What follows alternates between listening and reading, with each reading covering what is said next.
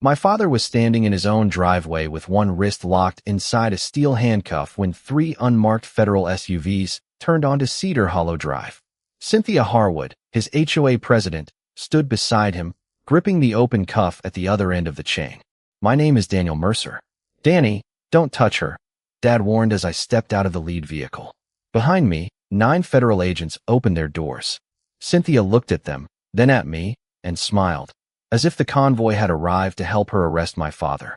She had no idea whose name was on the warrant inside my jacket.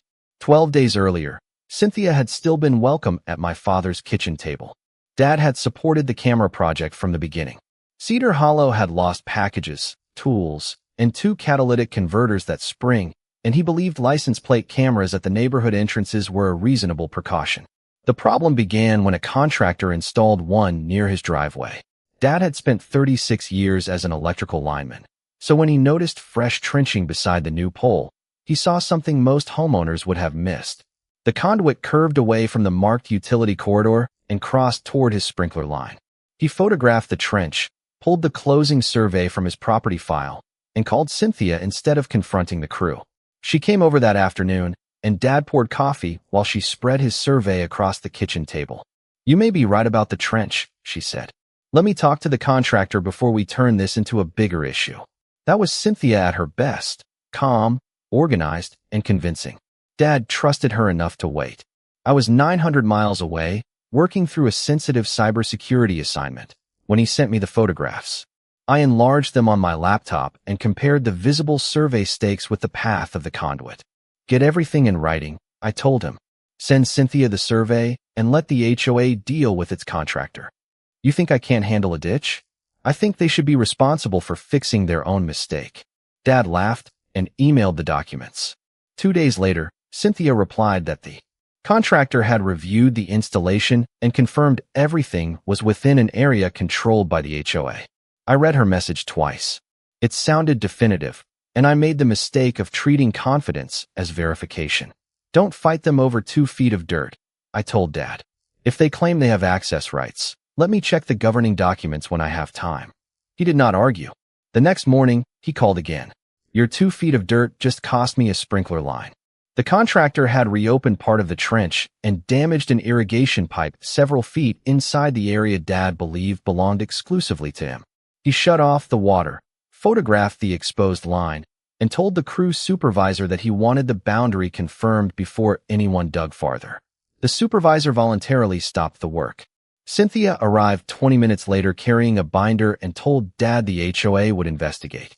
He expected an apology. Instead, that evening, he received a formal compliance notice accusing him of obstructing an authorized community security installation. Attached was a site diagram showing the entire disputed strip as an HOA-controlled access area. Dad sent it to me without comment. I compared it with his closing survey and saw the problem immediately. The 2 documents placed the boundary in different locations, and Cynthia's diagram did not carry a surveyor's seal. I told Dad not to answer the violation yet. Instead, he hired a licensed surveyor who had no connection to Cedar Hollow or the HOA. 3 days later, the surveyor placed fresh markers along the disputed edge and gave Dad an answer neither of us expected. The camera pole itself was properly located inside the HOA-controlled strip. Dad had been wrong about that. But the underground conduit curved roughly 2 feet beyond that area before returning toward the pole, and the damaged sprinkler line sat on Dad's parcel. I stared at the survey on my laptop and felt my certainty disappear. "So Cynthia was partly right," I said. "About the pole," Dad replied. "Not about where they dug." He did something smarter than I would have done. Instead of demanding the camera be removed, he emailed Cynthia a simple proposal: leave the pole where it was, reroute the misplaced section of conduit, repair the sprinkler line, and withdraw the obstruction notice. Cynthia called him within an hour. She sounded relieved. "Robert, that is reasonable. Let me get approval." Dad thought it was over. The next afternoon, she called again and withdrew her agreement. She said the installation had already been accepted as substantially complete, and reopening the work could create warranty and insurance complications. Dad asked why those complications mattered more than correcting an encroachment. Cynthia became quieter. "Because this project is bigger than your sprinkler pipe." That sentence bothered him enough to write it down. I started looking at Cedar Hollow's recent board communications, not to find a conspiracy, but to understand why a 2-foot correction had suddenly become unacceptable. The answer was sitting in plain sight. Cynthia had made the camera system the centerpiece of her re-election message. The HOA newsletter praised the project as completed on schedule and under budget. Her board statement said installation had passed final review. Correcting Dad's trench would mean admitting the project had been signed off before the boundary issue was resolved.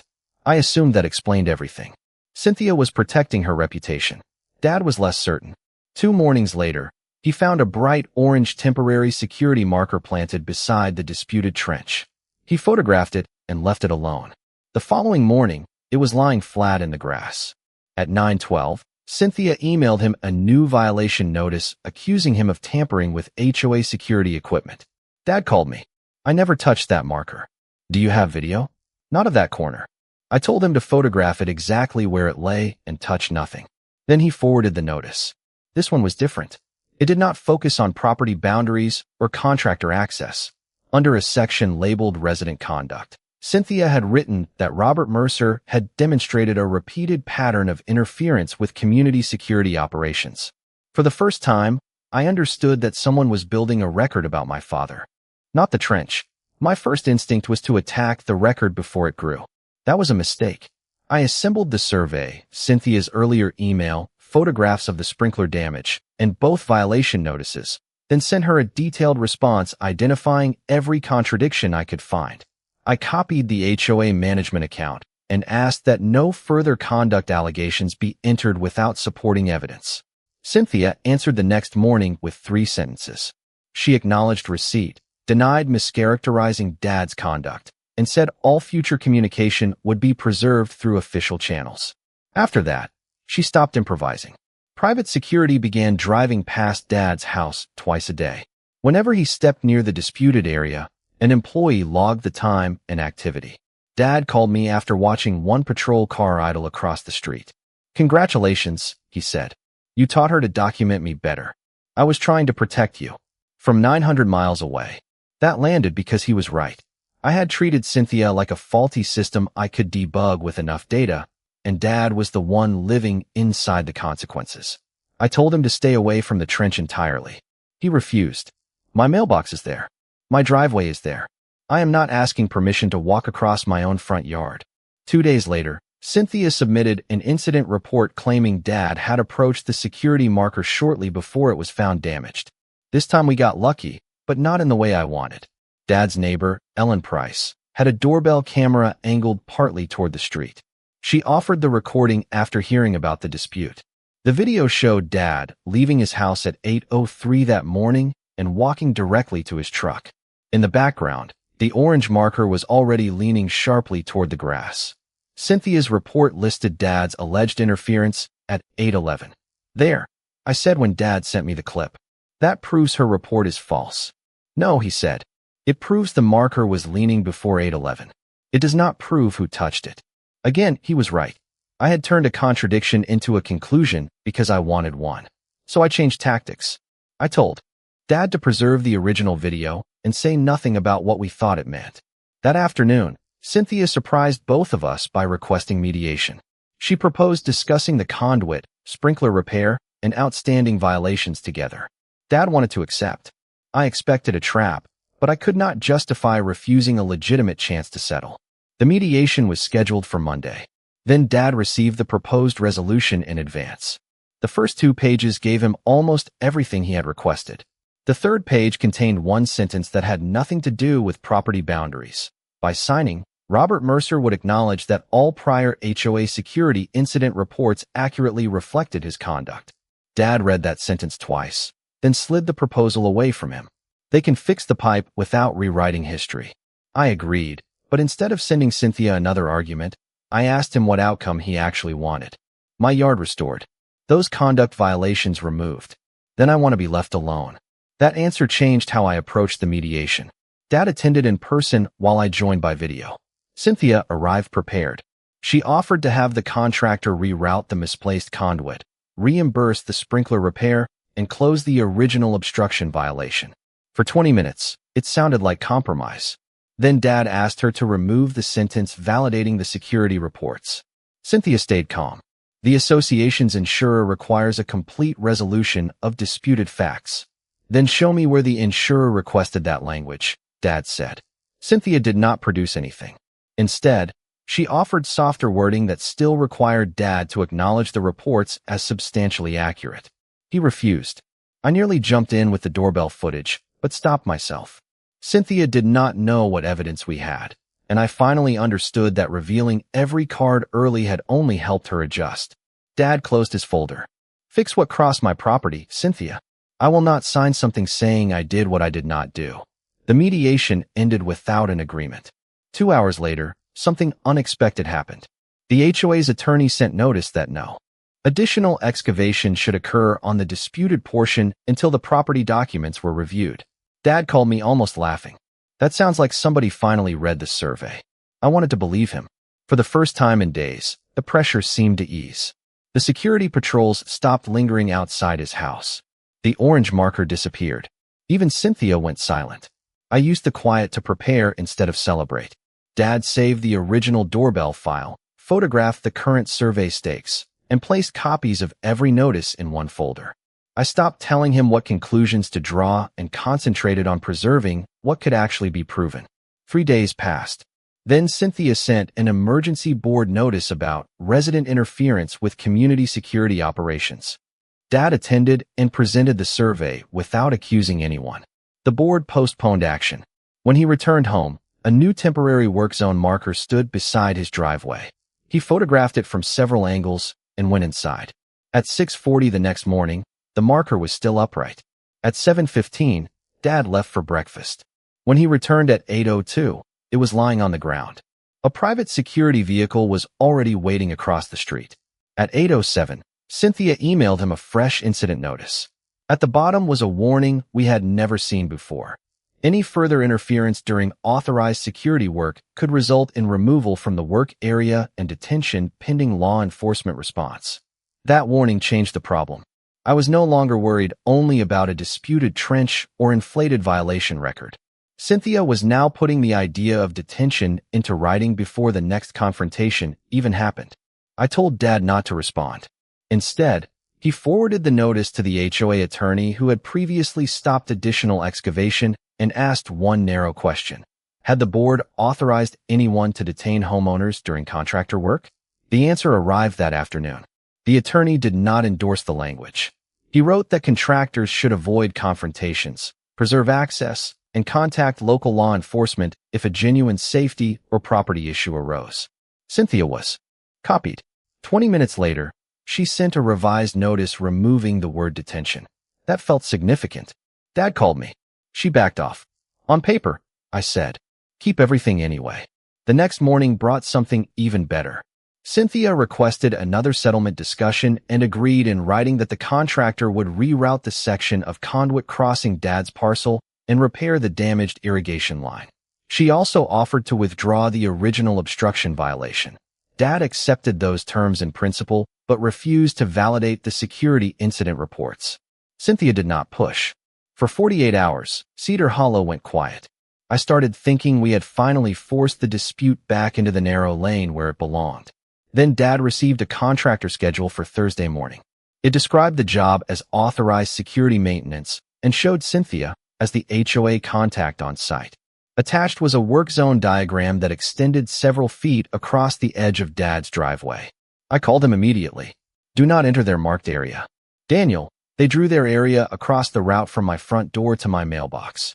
He was right. The diagram did something the survey never did. It temporarily converted ordinary parts of Dad's daily property access into a contractor-controlled zone. I called the HOA management office, but they would only confirm the schedule. Dad contacted the HOA attorney and received an automatic reply saying counsel was unavailable until Friday. Cynthia had chosen Thursday. That evening, Dad found a private security vehicle parked near the neighborhood entrance. He recognized the driver as Lena Brooks, one of the employees who had logged earlier incidents. Instead of confronting her, he walked over with his phone visible and asked one question. Are you here tomorrow to keep workers safe or to keep me off my property? Lena hesitated. Mr. Mercer, I was told there has been repeated interference with security equipment. If there is a problem, I document it and call police. Do you restrain homeowners? Her expression changed. Not for a property line argument. Dad thanked her and walked home. 5 minutes later, Cynthia emailed him. Contractor work would begin at 8 Thursday morning, and any interference would be treated as an active security incident. My flight home was not scheduled until Thursday afternoon. For the first time, I realized Cynthia had arranged the confrontation for the one morning she knew I would still be 900 miles away. My first impulse was to change my flight and get home before the crew arrived. I could not. The federal cybercrime matter I had been supporting as a technical witness had reached its final debrief, and Special Agent Marcus Reed had already told me Thursday morning was not flexible. I hated admitting that to Dad. I cannot get there before they do. Then stop trying to run my driveway from 900 miles away, he said. There was no anger in it this time. Tell me what matters. That question changed my strategy. I told him to keep the survey, notices, and original videos together, call local police if anyone tried to prevent him from entering his house, and avoid proving anything Cynthia wanted him to prove. Do not argue about authority, I said. Just document what actually happens. Dad paused. You finally sound like my son instead of my lawyer. Thursday morning, while I was entering the federal office for my debrief, Reed pulled me aside. A security concern connected to cooperating witnesses had changed my transportation plan. I would not be taking my commercial flight home. We are moving you after the debrief, he said. Government vehicles, controlled route, direct handoff. Marcus, I am a cybersecurity engineer, not a cabinet secretary. You do not have to like the transport plan. That was when the situation changed in a way Cynthia could never have anticipated. The federal vehicles were not going anywhere near Cedar Hollow because of her. Reed did not even know her name. But my home address was where I was being delivered, and the schedule now put me there hours earlier than my original flight would have. I texted Dad only that my travel plans had changed and I might arrive sooner. He replied, "Come hungry." Then my phone went into secure storage for the debrief. While I was inside, Cynthia made her own adjustment. The contractor sent Dad a revised work notice narrowing the excavation to the section everyone had already agreed needed correction. For a moment, it looked like she had finally accepted the compromise. Then Lena arrived with the security vehicle and quietly showed Dad the instructions she had been given for the site. They included a note describing him as a repeated interference risk. I did not write this, Lena told him, and I am not restraining you over a property dispute. Dad thanked her and set his phone on the hood of his pickup with the camera facing the driveway. At 8:03, the crew began marking the trench. At 8:11, one worker placed a cone beyond the surveyed boundary, cutting across Dad's path to the porch. Dad pointed to the survey stake and asked them to move it. Cynthia stepped between him and the crew. Robert, you have been warned. Dad reached for his phone. Cynthia looked at Lena and gave an order Lena had already decided she would not obey. Detain him until the police get here. Lena did not move. I am not doing that, she said. Cynthia stared at her. He is interfering with an active security work zone. He asked them to move a cone. Dad picked up his phone from the truck hood and called the local police non-emergency number. He gave his address, said there was a property dispute with an HOA contractor, and asked for an officer because someone was threatening to detain him. Cynthia heard every word. That should have ended it. Instead, the crew supervisor asked everyone to step back until police arrived, and Dad turned toward his porch. Cynthia moved in front of him. You need to remain here. I called the police. I will wait inside my house. You are leaving the scene of an active incident. Dad looked at Lena. Am I under arrest? Lena shook her head. Not by me. Cynthia's face tightened. Weeks of reports, warnings, meetings, and carefully worded notices had brought her to a moment where the security employee she expected to enforce them had publicly refused. Dad did exactly what I had asked. He stopped arguing. He placed his phone back on the pickup hood with the camera pointed toward the driveway and walked toward the porch. Cynthia reached into the security kit sitting beside Lena's vehicle and removed a set of restraint cuffs. Lena stepped toward her. Cynthia, do not do this. The police are already coming. That does not give you authority to restrain him. Cynthia changed her reasoning immediately. She said Dad had repeatedly interfered with security equipment, entered the marked work area after written warnings, and was now leaving before officers could investigate property damage. Dad turned around. What property damage happened today? Cynthia pointed toward the fallen work zone cone. Dad looked at it, then at the survey stake beside it. I did not touch that cone, Lena said quietly. I did not see him touch it either. Cynthia still had one advantage. Police had not arrived. The contractor wanted the work completed, and several neighbors watching from their yards knew only the version recorded in weeks of HOA notices. She told Dad he was being held until law enforcement could determine what happened. He could have pulled away. Instead, he remembered my last instruction and held his hands where the phone camera could see them. Meanwhile, my debrief ended earlier than expected. Reed returned my phone as we entered the secured vehicle. I saw Dad's missed call, then a short message sent minutes earlier. Police requested. Cynthia escalating. Everything recording. I showed Reed the screen, but did not ask him to intervene. My father has an HOA dispute at the house. Reed looked at our route sheet. Your house is still the destination. 3 government SUVs left the federal facility. As we entered Cedar Hollow, I called Dad. He did not answer. Then our lead vehicle turned onto his street, and through the windshield I saw Cynthia standing beside my father with a restraint cuff already locked around his wrist. Danny, do not touch her, Dad said before I had taken 3 steps from the SUV. That warning stopped the worst decision I could have made. I kept my hands visible and looked at the cuff, then Cynthia, then Dad's phone recording from the pickup hood. Reed and the other federal agents stayed several feet behind me. Cynthia recovered quickly. This is an HOA. Security matter, she said. Your father repeatedly interfered with protected equipment, entered an active work zone, and attempted to leave before local law enforcement arrived. What did he damage today? I asked. Daniel, this does not concern you. The man in restraints is my father. She pointed toward the fallen cone. That is part of an established pattern. Lena stepped forward. I did not see Robert knock it over. Cynthia turned sharply. You documented his prior interference. I documented what I observed. I did not authorize this restraint. That distinction changed the driveway. Cynthia had spent weeks creating records that made Lena look like part of her enforcement structure. Now Lena was separating observation from authority in front of everyone. Cynthia looked past me toward Reed. Are you federal agents? Reed answered, yes. Her posture straightened. Then you have no jurisdiction over a private association dispute. We did not come here for your association, Reed said. We were transporting Mr. Mercer. Cynthia looked at me as the assumption she had made when the SUVs arrived collapsed. I had not summoned federal power against her. Reed glanced at Dad's wrist. But we are now witnesses to what is happening in front of us. Cynthia shifted again. She said she was conducting a temporary citizen detention after repeated property interference while waiting for officers Dad himself had called. I almost argued about the law. Instead, I remembered every time I had revealed too much too early. Dad, where's the survey? Folder on the truck seat. And the notices? Same folder. I left them there. Nothing needed to be waved in Cynthia's face. The original phone recording was running. Lena was present. The contractor crew had watched Dad ask for the cone to be moved. Cynthia's own revised notice had removed the detention language after the HOA attorney declined to endorse it. Then Dad said something I had not known. Ask Lena what Cynthia told her before I came outside. Cynthia immediately interrupted. That is irrelevant. Lena looked at Reed, then at me. She told me Robert might force a confrontation and that I should be prepared to hold him for police. Cynthia denied saying it that way.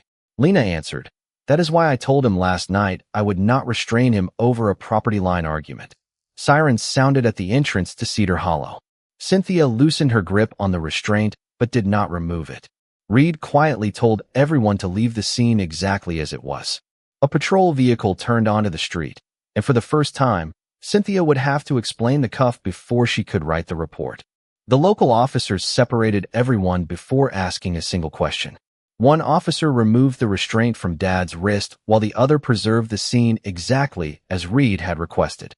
Cynthia immediately began explaining the fallen cone, prior incident reports, and what she called a lawful citizen detention. Dad said almost nothing. He handed over the folder we had spent days preserving and pointed to his phone. The recording did the work. It captured Dad calling police himself, Lena refusing to restrain him, Dad asking what property he had damaged, and Cynthia stopping him as he tried to return to his house. Lena confirmed she never saw him damage the cone or threaten anyone. The contractor crew confirmed he had asked them to respect the survey stake. Reed explained why 3 federal vehicles happened to arrive and limited his statement to what he and the other agents personally witnessed. Then the documents filled the remaining gaps. The license survey established the encroaching conduit. The HOA attorney's earlier message had advised contractors to contact local law enforcement rather than confront homeowners.